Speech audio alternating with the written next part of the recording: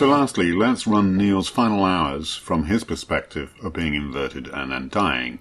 So we start with Neil saying his goodbyes to John. He then must return to the city turnstile, go back in time to at least several hours before the raid, avoiding Sato's men and finding somewhere to hide in that long tunnel. He then waits for the fight to start, or get close to ending. He rushes in, for no reason holds the door open, and not help John in the fight. When the fight actually starts, he locks the door, gets a bullet to the face, and then proceeds to rock back into the past, with Sato's guards just ignoring the body that is undecomposing, or whatever dead bodies do in anti-entropy. And why did the henchman throw his gun away? So clearly it's self-evident the whole of Tenet is garbage. So thanks for watching, hit the like, comment and subscribe if you like this kind of content. Okay, you kind of want me to do it the right way around then. All I have for you is a word. Tenet from writer-director Christopher Nolan is ambitious. It comes with some nagging doubts. And the problem with those doubts is they interfere with the immersion into the story. Plot holes that are either explained away or just ignored. And what may be annoying for one viewer may be a whole cottage industry of explanation videos on YouTube for thousands of others. So if you love the movie, then that's cool. But we shouldn't pretend it isn't a massively flawed movie. Movies can be fantastic. Time travel, faster than light travel, transport via being digitized and then reassembled somehow, and of course, most superhero movies. But importantly, these fantastic universes have rules. And as long as those rules are not broken, we can suspend disbelief and enjoy a few hours of marvellous entertainment. Tenet as a time-travelling movie is fun, although not exactly original. It takes a silly idea and tries to make it believable, and it's in this world-building that contributes to some of its failures. So how does anti-entropy work? And of course we do actually have opposites to entropy, and that's called order, or simply energy. In the Red Dwarf episode of Backwards, everything is in reverse, and also a mirror image for some reason. People are born when they die, and food and toilet business is also in reverse. And all very silly. There's a perfectly rational explanation for all this. Tenet is full of flaws, and given this is a bold and challenging movie with lots of exposition, little in the way of character development, and some pretty manic editing, even in the non-action parts, and a mind-blowing premise, then the rules for that universe have to be extra clear and consistent. But the film is all over the place. What about the plane crash? The plane crash didn't happen. Or rather it will, but it won't yet. And even if it does, there's no evidence to suggest that the people on board died or are yet to die. What does this have to do with Schmurtelsforger? That's what we want you to find out. We believe that the answer may lie in a painting at the National Gallery. Wait, what? 23 years ago, the Fighting Temeraire by Turner was removed to be professionally cleaned. When it was returned, it was fitted with a microchip from the future which hadn't been invented yet. Far from Christopher Nolan treating his audience with respect, in that they are smart enough to work it out, he's selling a con. Most of it on examination is nonsense. But to give Nolan his due, he does know how to sprinkle the fairy dust of glamour into people's eyes, so they don't realise just how much bollocks he is producing. Now the joy of editing is I can actually revert the inverted world to see if it actually makes sense. And spoiler alert, it doesn't. Don't try to understand it. Feel it. The first flaw is really early on. The protagonist, and I'll call him John, catches a bullet, but the bullet casing just magically appears in the gun. There's not a pile of shell casings on the floor that are being placed there by the cleaner, or that would be the dirtier, who distributes the contents of a delivery of rubbish from some landfill. It's hinted the all came perhaps from the old Russian city, where automatic weapons were being used, not handguns. But the actual wall is going forward in time, where the bullet's going backwards in time. So this would be the bullet's past and future. We learn the bullets can be identified as coming from a particular manufacturer in India. Okay, I can buy forensics has moved on a bit from CSI. And we also learn the arms dealer is actually a team member of Tenet, who's evidently difficult to get an appointment with, who is helping Sato recover parts of the algorithm, and we learn it's Sato inverting the bullets. Now there's plenty of other examples of where the movie cannot make up its mind how this universe works. Next up is the time machines. Now, conceits are absolutely fine and can make for entertaining narratives. I'm thinking of Yesterday, when the Beatles and Coke don't exist, and it's deliberately not explained. It's about going with the conceit. The problem with Tenet is that the time machine and the algorithm is explained, but badly with little logic. What's the algorithm? 241 is one section of it. 1 out of 9. It's a formula, rendered into physical form so it can't be copied or communicated. It's a black box, one function. Which is? Inversion, but not objects or peoples. The world around us. I don't understand. The algorithm can change the direction of that wind. It can invert the entropy of the world. If that happens? Oh. Interplay. There are plenty of turnstiles for some reason. The Tenet team has a big one on the boat, there's one in the old Russian city, there is one in Oslo, and one in Estonia. It seems they are either very portable, despite their size, or there are loads of them, or simply luck that there is one in Estonia. So, how did these pieces of future hardware appear in the present? Now, from the flashback, we may presume they simply sent back the empty case with a full one containing gold and plans, requiring Sata to simply order parts from Radio Shack. Which brings us on to the algorithm, which is a kind of doomsday machine, or perhaps a formula made physical, or a time bomb, but one that goes off using email from Sata's Fitbit. I think you probably killed a lot of people. Now with the dead man switch. The fitness tracker he wears. He's obsessive about his health. It'll be linked to a switch.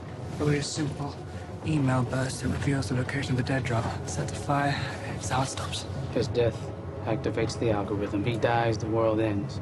Kind of doomsday machine, or perhaps a formula made physical, or a time bomb, but one that goes off using email from Sata's Fitbit. So I guess the future told him how to open up an email account so they can read it because it gets assembled and remains assembled, and the future bad scientists read the email, dig it up, and then use it to build the doomsday machine. And this is, of course, tiresome because the actual details are not addressed, and any answer is going to be nonsense. And how were the parts of the algorithm transported back in time, deposited in a nuclear containment bunkers? And didn't any of the containment staff notice it being planted there in between the warheads? Now, Sata is evidently powerful, and luckily got the first piece after the Russian nuclear dump exploded. But how did he break into the UK, French, US, Indian, Chinese, Israeli, North Korean and Pakistan nuclear depositories? Best hiding place possible. Nuclear containment facilities. Sato's lifelong mission, financed and guided by the future, has been to find and reassemble the algorithm. How did Sata communicate coordinates of where his treasure chest was buried? Well, apparently email. I guess the future told him which internet giant survives into the future. AOL? At least with Marvel, with the Infinity Stones, we have a fantastic myth of creation of the universe. They just are. They just exist. With the algorithm as a MacGuffin, any kind of logic is simply ignored. And a disassembled algorithm MacGuffin is not new. Dark Crystal, Infinity Wars, Indiana Jones and the Temple of Doom, Pirates of the Caribbean, Nightmare Before Christmas, and my favourite, Time Warriors. Catch up with me. But I couldn't have imagined. That hundreds of years from now, mankind would invent the Nullifier, a device capable of controlling or destroying the universe. Now, I'm going along for the ride of all time. Moving on from half-baked, wibbly-wobbly, timey-wimey, time-travelling machine, we have how people and objects function when they're inverted. So evidently, objects that pass through the turnstile go back in time, such as gold and plans and instructions to Sator. But these objects don't revert to their original form.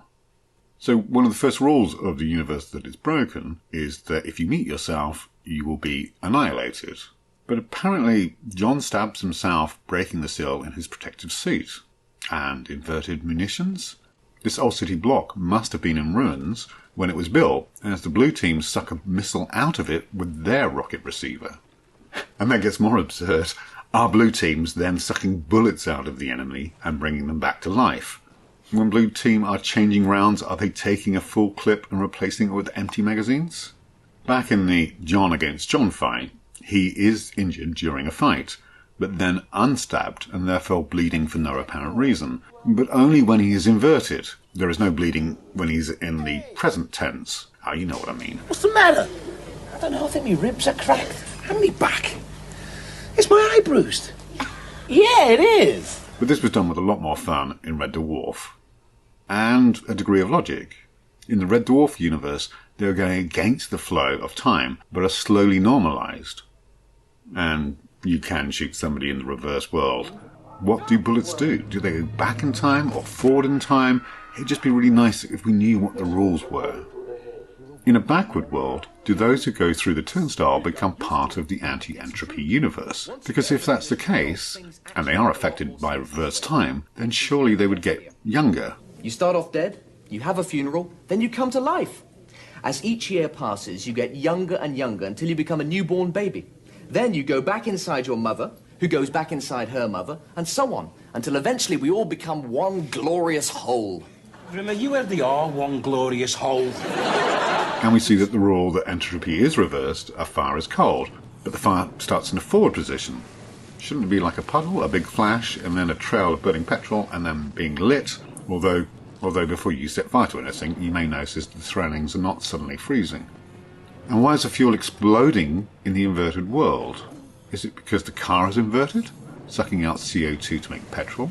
Is it just the lighter that it is inverted? It appears inversion depends on what the director wants.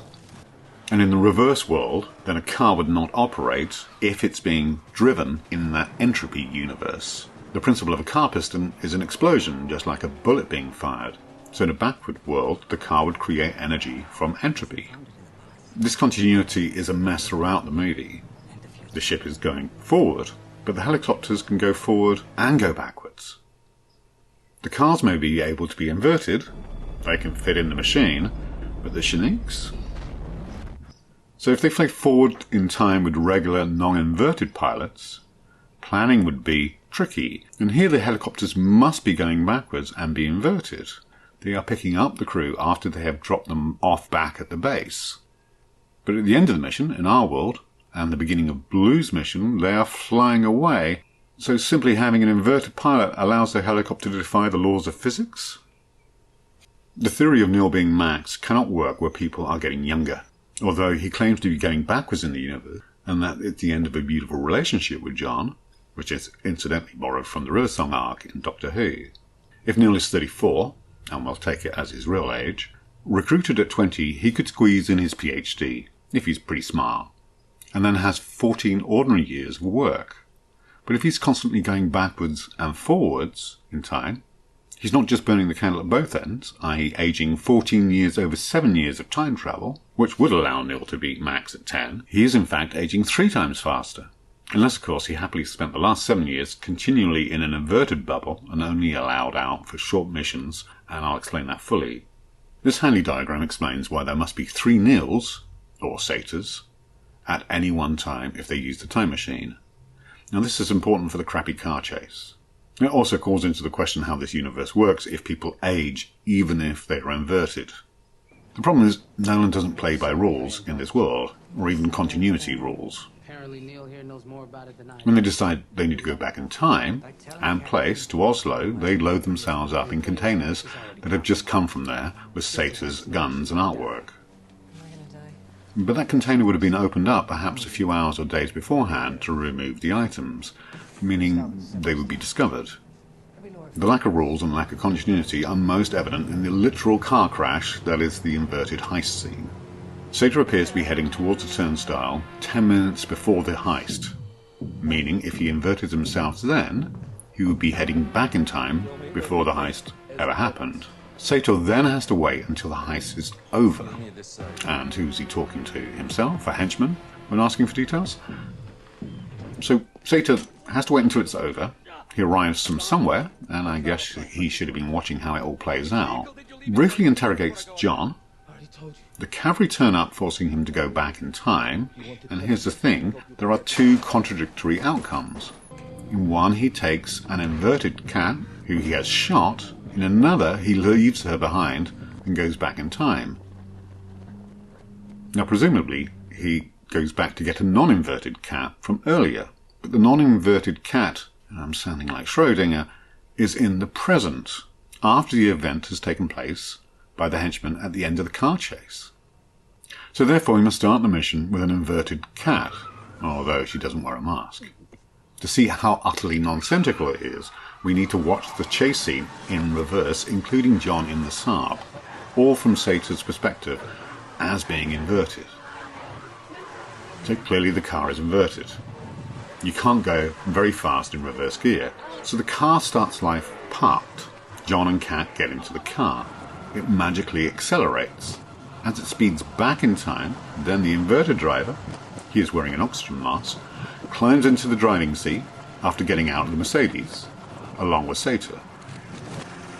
In the Audi, Sator catches or throws the box, bouncing on the future inverted John's Saab from his perspective.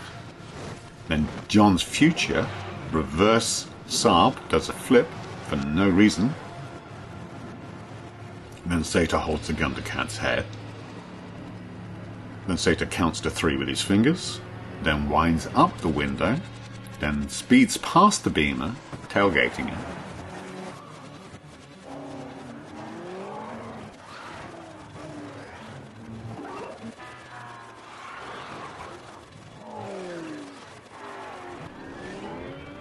The Audi then does a handbrake turn and disappears into the past. Now from the driver's perspective, other cars would appear to be going backwards, so an inverted car and driver that appears to be speeding away rapidly is just stationary, or driving slowly on a part of the road where John will eventually reach. The direction of travel geographically just makes this more confusing to work out. Then the disappearing Audi doesn't vanish into the horizon, but parks next to the flipped Saab. It then explodes in reverse. The end. I feel Nolan is a little bit too up himself to have someone actually simply read the script beforehand and go over some of these plot irregularities. Nolan's last couple of outings feel like they're just slightly more cultured and grown-up Transformer movies. Big cameras, big set pieces, big effects and real effects, but light on any actual story. As for Tenet, really don't try to reason it. It's unreasonable. You are simply wasting your time.